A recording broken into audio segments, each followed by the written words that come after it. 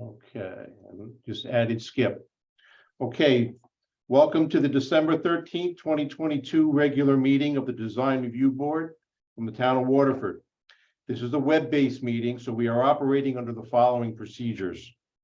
This meeting is being audio and video recorded. The video recording will be available within 24 hours and will be posted on the town of Waterford's Planning Department website. To ensure good sound quality, the default rule for this meeting is that everyone will remain on mute unless they are speaking. If an attendee creates an audio or video disruption, the Zoom moderator may place them on mute or remove them from the meeting if the disruption continues. We will not use the chat feature in this meeting. We appreciate your attendance at this meeting. Should you have any questions about the process, you may call our staff at 860-444-5813 between the hours of 8 a.m. and 4 p.m. Monday through Friday. And with that, I turn over to the chair. Good afternoon. I'm John O'Neill, and I'll call this meeting to order. All right, so first item, let's see, do we need to appoint any alternates today? No, we have a full Yep, we have a quorum. Very good. So item 2, plan reviews. PL 2217, request of Adams Builders LLC, owner and applicant for a site approval for a multifamily development at 48 Great Neck Road. PDD 2 zone in accordance with sections 32 or with sections 22 and 30.2 of the zoning regulations known and shown on plans entitled Plan Design District 2, Ivy Hill Village. All right, gentlemen, it's all yours. Good evening, everyone. My name is Joe Wren. I'm a professional engineer representing the applicant. Skip and Gordy Adams are both online here. We've been through the wetlands process and received our approval from Inland Wetlands Conservation, and we also went to Planning and Zoning to create the PDD 2 zone, which was done and now part of the Waterford zoning regulations. And we also requested from them that the PDD 2 zone be dropped on this site, or this zone changed, formerly an IG industrial zone, changed to the PDD 2, which now we have applied under those new PDD 2 regulations and are consistent with those regulations with the design of the homes. The architectural styles and renderings of the homes are actually part of the zoning regulation for PDD 2. So we have those. I can share my screen and show those to you. And we also created the site plans, again, which we have planning and zoning right after you for a discussion with them on the actual site plan approval. But again, the zone was already created, and it was this particular property was changed to the PDD 2. So we have all the pieces in place before planning and zoning could offer their final approval or make a decision. That they obviously need feedback from the DRB, and that is why we are in front of you this evening. If I have the ability to share my screen, it looks like I need to be made host. I can show you the site plan, which I'm sure you have copies of, and then also the house plans, which you may have copies of as well. Okay, Joe. Awesome. So we'll start with the overall site plan. You can see my screen now, correct? Yes. Okay. Yep. Now I can. Great. So there are several plans in the set, but I think this is the cleanest one for us just to discuss the overall proposed development. The site's about a little more than 11 acres. Just scroll down a little bit and jump the page. Here we go. So on the left-hand side of the page over here is Great Neck Road, which is State Road 213. We have 11.3 acres or so that extends to the east, and this north is more or less straight up on the page. We have, sorry, this keeps jumping down the second page. So there were some wetlands over in this area with the gray shade and some additional wetlands over in this corner. So we have a wetlands crossing. All this gray area is a proposed street. Of course, it's a 20-foot wide road. This section of the road has a 4-foot sidewalk along the northern edge with a crosswalk here to this side. And there also is a proposed walking trail. Forget the length, I think it's around 1/3 of a mile that goes around the site, and that has benches and pet waste stations and so forth for use of the community. So the community could walk around that trail, get on the sidewalk, cross Route 213 or Great Neck Road via this crosswalk here, and then as you're all likely aware, on the west side of Great Neck Road, there's a linear sidewalk there too. So we make a nice connection into towards the center of town. So the units, we have 40 total units. Some of the units are together like this one in a duplex style, just to diversify the types of housing that are available, which is consistent with the plan of conservation development. And then we have other ones like these three here that are just standalone, single family, small homes, around 1,200 square feet with 1-car garage. That's more or less the model throughout. Everyone, including the market analysis expert that we had and the client, feel that this is a product that's not really available anywhere near Waterford, so it will really diversify the housing within the town. So the first 5 units are out here, and then we have that wetlands crossing. We get into this loop in the back where we have mostly upland area, decent soil conditions.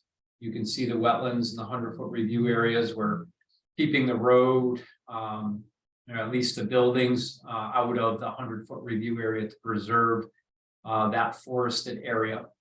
There are also conservation easements around the wetlands itself to preserve those. So the wetlands themselves, and then 50 feet out from the wetlands, preserved. Once this work is done, there will be no further changes to those areas and be left in its natural state.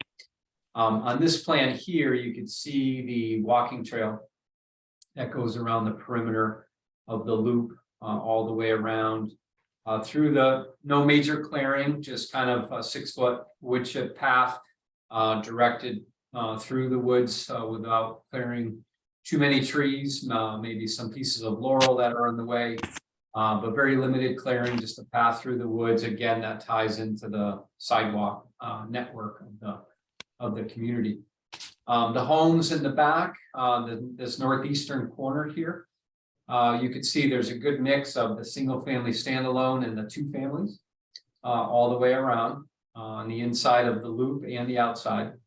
Another component of this is that the applicant has offered to offer 10% of the units, or 4 units of the 40 as affordable. So they either have to be sold or rented for the next 40 years once this is approved, meeting all the affordable criteria at that time.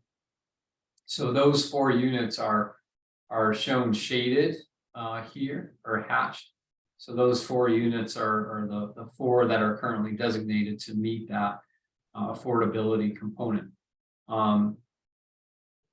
The applicant may want to say a few more words on this, but they feel that the price range of these small standalone homes will be affordable in itself. It may not meet the specific affordable criteria for southeastern Connecticut, but they would be more in the 300,000s and the 400,000 range, as opposed to a lot of the housing stock, decent housing stock that is available in the town, that's in the 500,000 and 600,000 range. So they feel the project as a whole is more affordable to a larger component of homeowners, but those 4 will meet the strict criteria of the state affordability guidelines.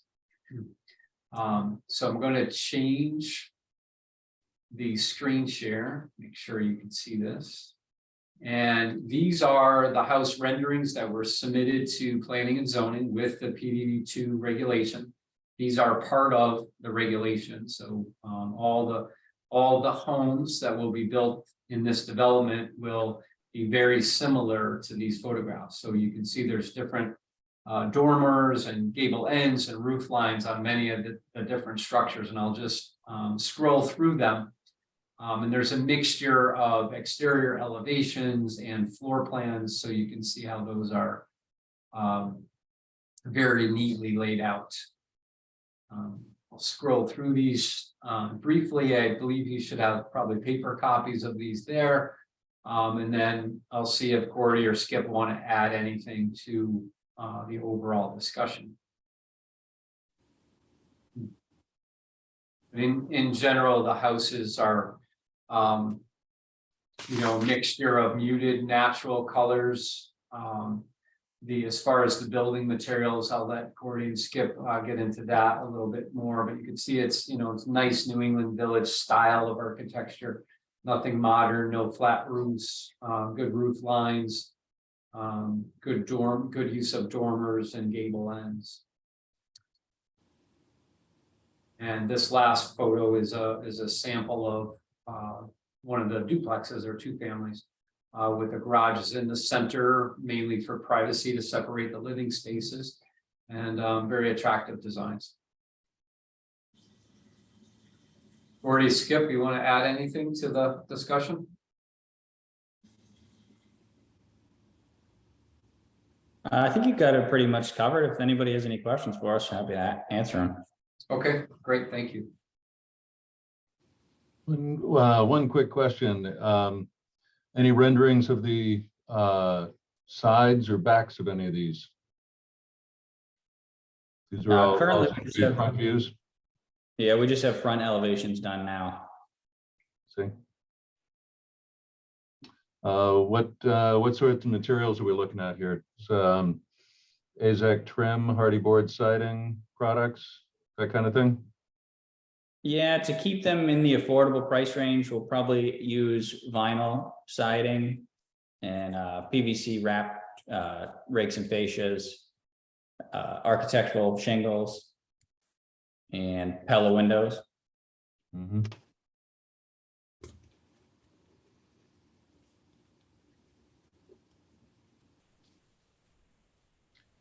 So we could anticipate the backside to look somewhat similar to the front?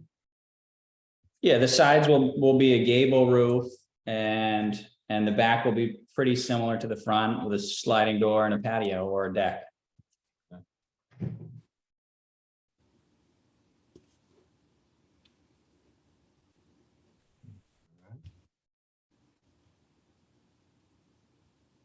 Any other questions or comments from the committee?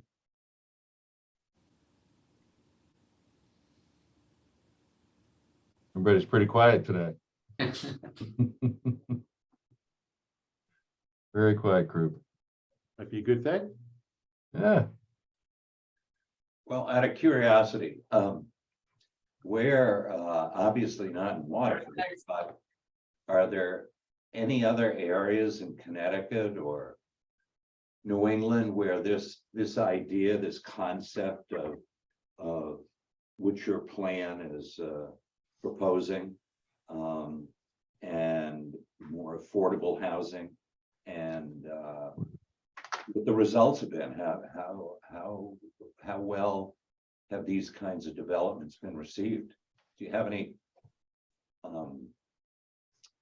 info on that or examples, or is this just too new?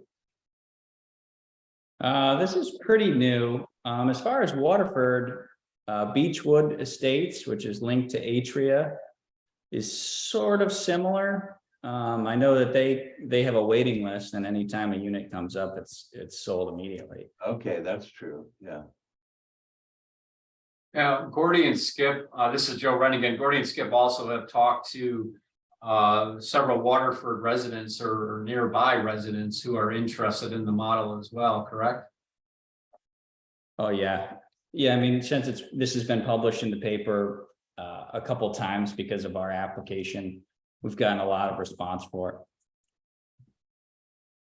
it. It's Especially in this price range too, is in extremely high demand. There's, like you said, there's really nothing in town that's new construction that's in this price range. yeah, I mean, the concept is similar to a, like a townhome development, right? But these are just separated where you have your own kind of garden space, your own yard space. People have a little bit more privacy. There's no one above you or on the side of you. With the exception of those, the duplexes that are there. But as I had pointed out, they're separated by the garages. So it's, it's really kind of quiet living with, your own personal yard space around your unit. But So really is no it going to main- be a home association, or is there a common area other than the gazebo area? Do I own my lot? You don't, this is a common interest community. Yeah, so similar to a condo, you would own from the walls in, basically, right, Corey? Yeah, that's my question. And then everything else belongs to the homeowners association. And this is all private utilities, private roads, so everything is maintained by the association. What about, Right, so essentially you own 1/40th of the 11.3 acres. Well, it's similar to the East Line where they have the over 55 right off of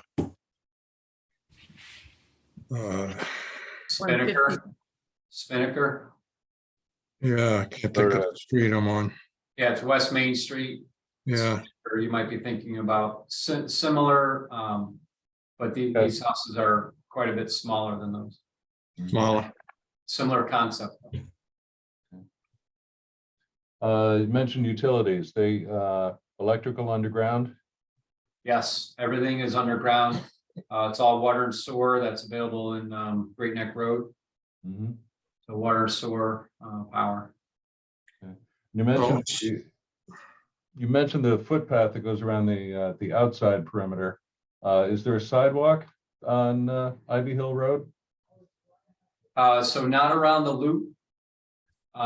We have this footpath Mhm. that I had traced out before. That's about 1/3 of a mile or so that goes around through the woods around the development. And that has a crosswalk here that connects to a sidewalk along the north side of Ivy Hill. Mhm. A 4-foot sidewalk there that loops down here.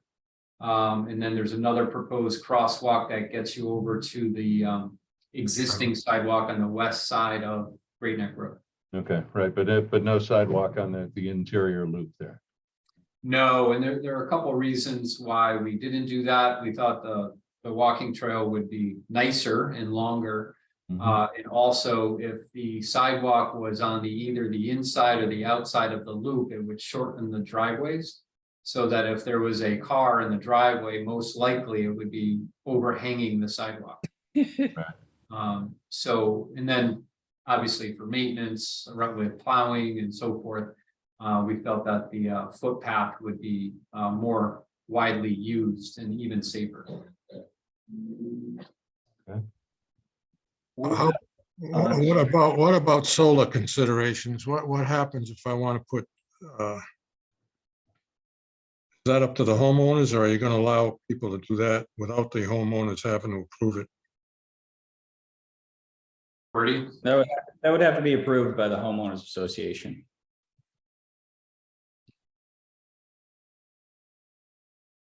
It's a downer. So this is not age restricted, correct? No, No, all right, so school bus would be a pickup on Great Neck Road, or the school bus would come in and make this circle? has that detail been worked out, Skip, Gordy? I'm not sure, but I know a school bus can make the circle because Joe, you Yes. demonstrated the fire truck. Yes, we have, we do, we have no parking around the loop. There's no street parking. We have Okay, some overflow parking here, and then down on this end as well. plus the driveways, plus the one-car garage for all the units. So the idea is no parking on the street, so the full 20-foot pavement width is available to a larger type vehicle at all times. So you can kind of see it here if you look closely. We included your largest ladder truck, which is down here. If you look closely, you can see the line work, and it makes it all the way around the loop, around all the curves, staying on the pavement the whole entire time, going both ways around the loop. No matter which way it decided to go, it can make all of the turns. So if the ladder truck can do that, the school bus definitely can navigate. That's just that would be a detail that the Adams would have to work out with the Board of Education if the bus would go up a private road, or if so, how far. Potentially, there could be an area down in here where the bus could come and people could meet, and then the bus could navigate into the driveway and then back out. But that's a good question, and that's something that we can work out with Board of Ed. Okay, very good. That goes to part of my question about the sidewalk on the interior loop. But if there's no vehicle parking on that loop, that makes walking through there a little easier. Yes. Okay, and I know from experience on Great Neck Road that nobody takes the bus. They all get dropped off in their parents' cars to school. So. No. Bigger Okay, issue might be the garbage guys getting through with all those cans there. That's a good question too. Planning and zoning asked us that question, and it's we didn't want to put a community dumpster. There's no good area to put it. You don't want to put it next to any residence or next to the wetlands. So there will be one trash company that the homeowners association will decide upon, so you don't have several different companies coming in on several different days. And there will be pickup for trash and recycles on one particular day. Everybody brings their rollaway out and then brings it in at the end of the night. very good. I didn't get where the overflow parking, you mentioned there was overflow parking. We have 3 spots. We 3 areas, I should say. There Okay. are 4 spots here. There are Okay. 5 spots here, and then another 3 down here. Okay, I understand. And then each unit has a space for at least 1 car in the driveway and 1 in the garage.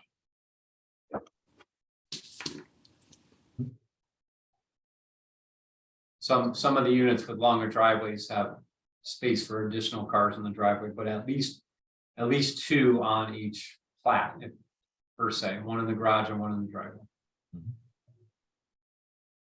All right. Any other questions from the commission?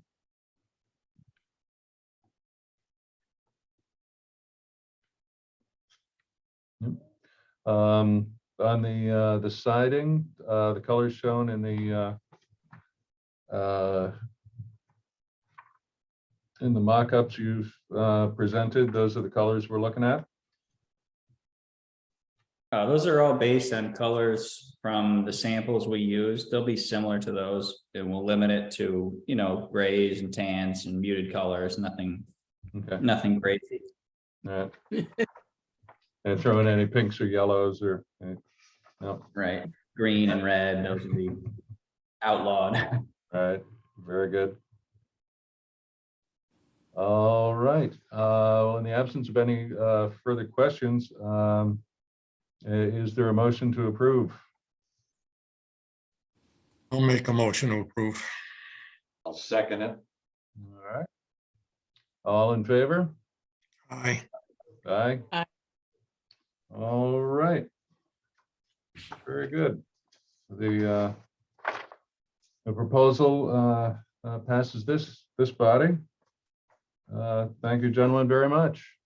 Thank you very much. Have a nice evening. Okay, thank you very everyone. much. All right, next on the agenda would be approval of the minutes Make the motion to approve the minutes from from, back in September 20th. That was a while ago. Good. All right, is there a second? Second, Second, all right, thank you, Bob, and all in favor of the minutes of September 20th? aye. Aye, Aye. okay. Very good. In the absence of any other business, Joy, did you have it? I just had a question.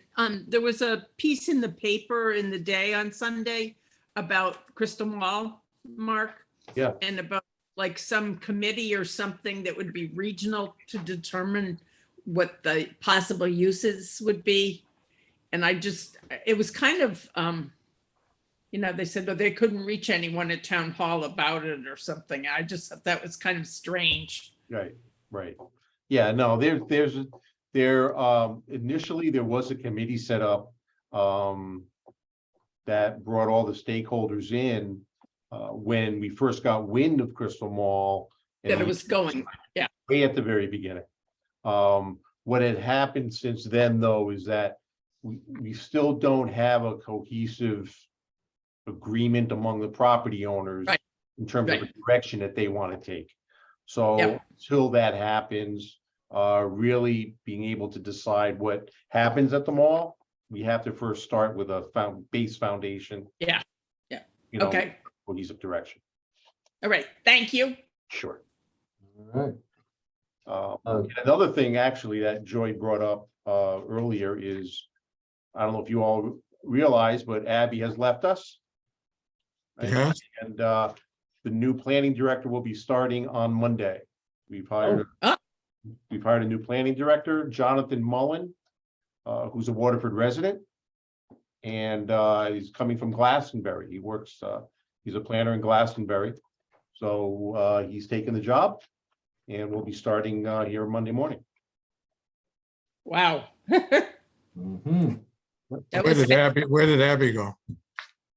Where Abby went to Clinton. She's now the planning director over in Clinton, which is just over the border from where she lives in Madison. So she was when that opportunity came up, she definitely based upon her personal preferences, that's where she went to.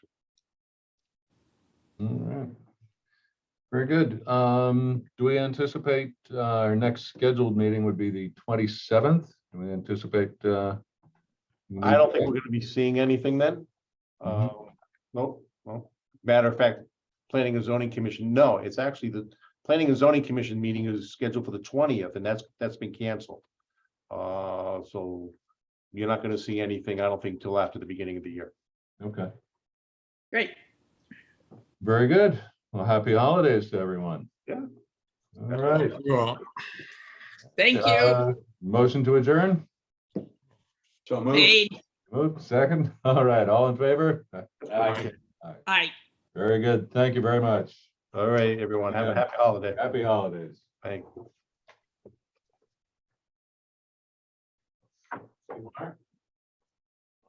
you.